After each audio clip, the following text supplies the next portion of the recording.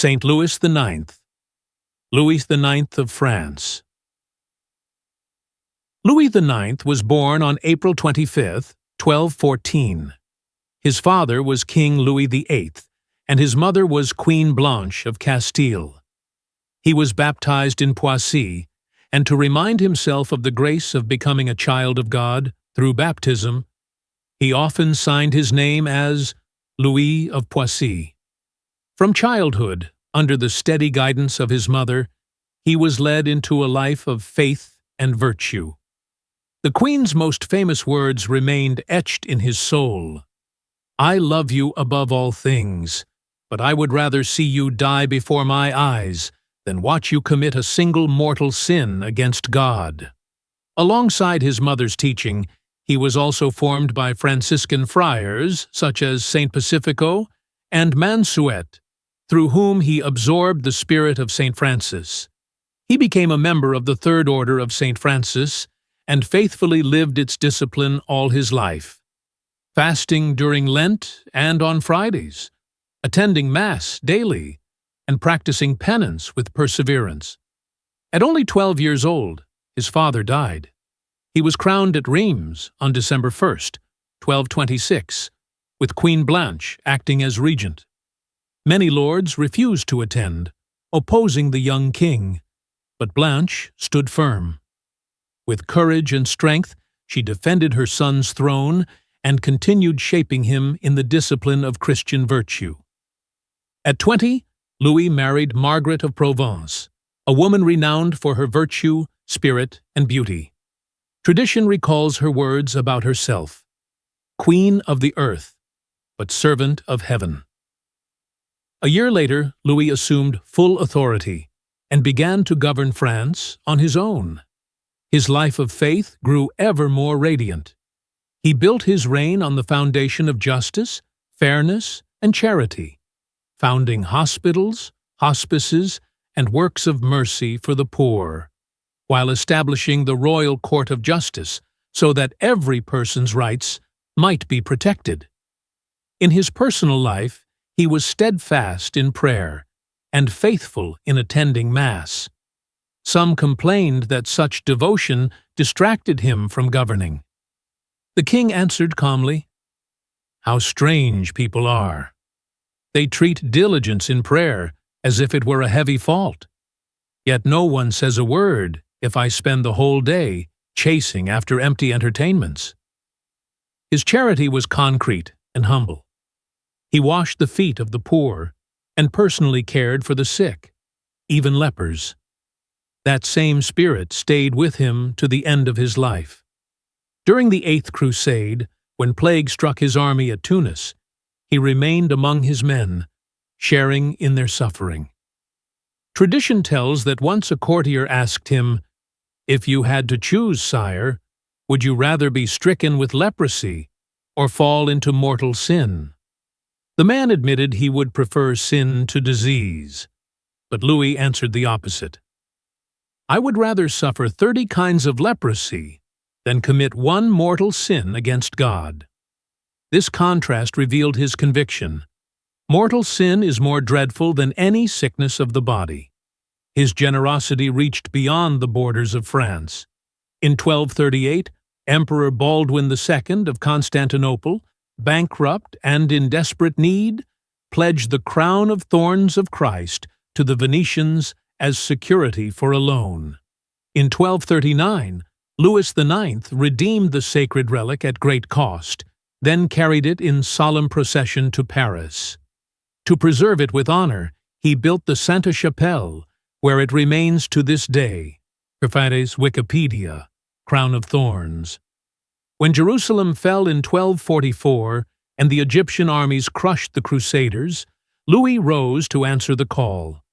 In 1249, his Crusader army captured the city of Damietta, at the mouth of the Nile. But only a year later, at the Battle of Mansoura, 1250, his forces suffered a crushing defeat, and the king himself was taken prisoner. He was freed only after paying a massive ransom. Yet Louis did not return home at once. He remained in Syria for 4 years, strengthening defenses and ransoming captives. On November 26, 1254, he returned to France, carrying with him holy relics that he placed with solemn ceremony in the Sainte-Chapelle. Under his holy rule, the people of France enjoyed peace and prosperity. Yet in 1242, rebellion had broken out.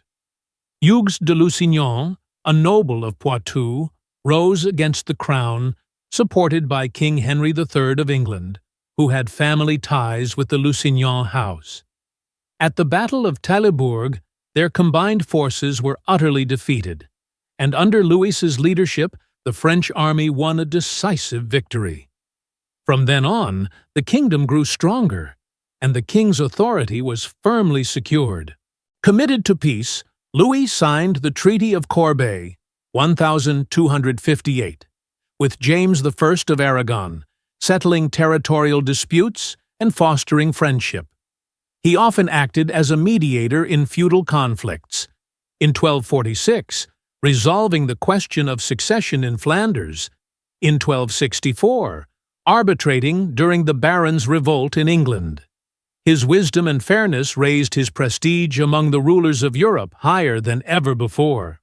Louis also worked tirelessly to renew the life of his kingdom, founding hospitals, encouraging honesty in trade, and issuing decrees against corruption, bribery, and unjust lawsuits, measures that brought stability and peace. He gave special care to financial administration, appointing upright jurists to oversee justice and manage the treasury with transparent accounting. In his reign, the États Généraux, a first form of representative assembly, began to take shape. A Franciscan at heart, Louis loved the poor and shared in the hardships of his people. That spirit never left him. In the Eighth Crusade, 1270, when plague swept through the camp at Tunis, he remained with his soldiers, sharing their suffering. There, amid the sickness, the king himself fell ill and breathed his last. Even his Muslim opponents could not withhold their respect, calling him a just king. When plague broke out at Tunis, King Louis IX fell gravely ill. He asked to be laid upon a bed of ashes, and with his lips still reciting the psalm, "I will enter your house, O Lord. I will bow down in your holy temple and glorify your name." Psalm 5:8. He passed away in peace. Before his death, he left a testament to the son who would succeed him. Love God with all your heart, with all your strength. Shun everything that offends him, above all mortal sin, for it is better to endure any suffering than to commit a single mortal sin. If God allows you trials, accept them with patience and gratitude. If He grants you prosperity, be humble, give thanks, and beware of pride. Have mercy on the poor and the afflicted. Deal uprightly with those under your authority. Walk in justice without partiality. Lean toward the cause of the poor until the truth is clear. Seek justice and peace for all your people, especially for the clergy and the religious. O Lord, you gave St. Louis the grace to fulfill the duties of an earthly king and to be found worthy of heavenly glory. Through his intercession, grant that we too may be faithful in our own calling, and one day be welcomed into your house. If the life of St. Louis IX touched your heart, his love for God, his justice, his mercy for the poor, then I invite you to subscribe. Here, we share the stories of the saints, men and women who walked this earth with courage and faith, and who now point us to heaven. Subscribe today, and let their light continue to inspire your journey.